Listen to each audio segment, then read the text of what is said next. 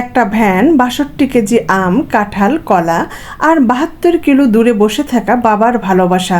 তোমরা বলো তো এর ওজন কত? আজকের সকালটা যেন এক অন্য রকমের ভালোবাসায় ভরা। এই দূর গ্রামের মাটির ভালোবাসা ভেসে এলো শহরের ইটের দেওয়ালে। এই ভ্যানওয়ালা ভাই আমার কোনো আত্মীয় না, কিন্তু বাবার চিঠির মতো করে কাঁধে কাঁধ রেখে পৌঁছে দিলেন সব ফল। যেন তার একটা দায়িত্ব আছে, যেন তার অনুভবও আছে।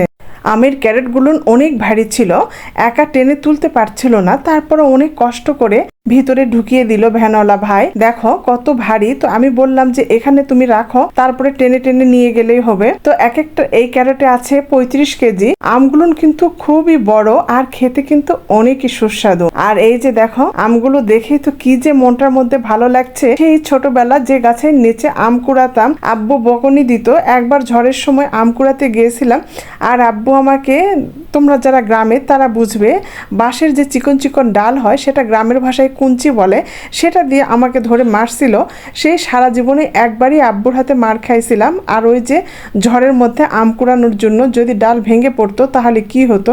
তো এই স্মৃতি আমার এখনো মনে আছে, আমি এখনো মনে পড়ে। তবে এখন মনে পড়লে হাসি পায়, বাবার ভালোবাসাটা অনুভব করতে পারি। আর সেই গাছেরই এগুলো আম, কি যে ভালো লাগছে আমগুলো দেখে। সেই ছোট্টবেলা, সেই ছোট্ট শৈশবে যেন ফিরে গেলাম। এখন চিন্তা হচ্ছে এগুলো সবগুলো কোথায় কিভাবে গুছিয়ে রাখবো, আর বাবার জন্য আম কিভাবে রাখবো। বাবা অর্থাৎ আমার শ্বশুর আব্বা আম খেতে ভীষণই পছন্দ করেন।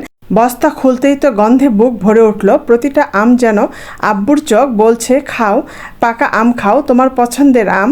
এই আমের নাম কি তোমরা জানো? এটা হচ্ছে নওগাঁর বিখ্যাত নাগফজলি আম।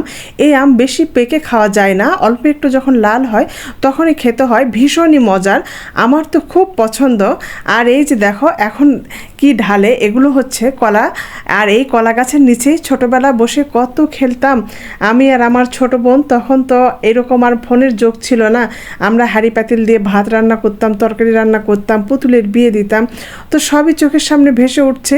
তো এই যে সেই গাছের কলাগুলো দিয়েছে, সেই গাছ তো আর নেই, মানে সেইখানে যে কলা লাগানো হতো এখনও ওই জায়গাটাতেই কলা লাগানো হয়। তো এই যে এগুলোতে কোনো রকম কেমিক্যাল দেওয়া নেই, কোনো রকম বিষ দেওয়া নেই। আমগুলো তো একবারে মুকুল থেকে এই পর্যন্ত একবারও কোনো বিষ দেওয়া হয়নি, একেবারে ফ্রেশ, মানে কেমিক্যাল মুক্ত। তো খুবই ভালো লাগছে। তো সবগুলো যত্ন করে সাজিয়ে রেখে দিচ্ছে ভ্যানওয়ালা ভাই। তো যেন সবগুলো আম পচে না যায়, একবারে পেকে না যায়। একবারে সব আম পেকে গেলে তো খেতে পারবো না। তোমরা যারা কষ্ট করে আমার ভিডিও এই পর্যন্ত দেখেছ, তোমাদেরকে অসংখ্য অসংখ্য ধন্যবাদ। যদি ভালো লেগে থাকে অবশ্যই একটা লাইক কমেন্ট করো, আর এই আপুকে ভালোবেসে একটু পাশে থেকো। আর এইরকম ভিডিও যদি দেখতে চাও আমার পেজটা ফলো দিয়ে রাখতে পারো। তো দেখো কাঁঠালগুলো সোফার নিচে সাজিয়ে রাখছি। তো সব শেষে ভ্যানওয়ালা ভাই বিদায় নিলেন, কিন্তু রেখে গেলেন একটা দিন যেখানে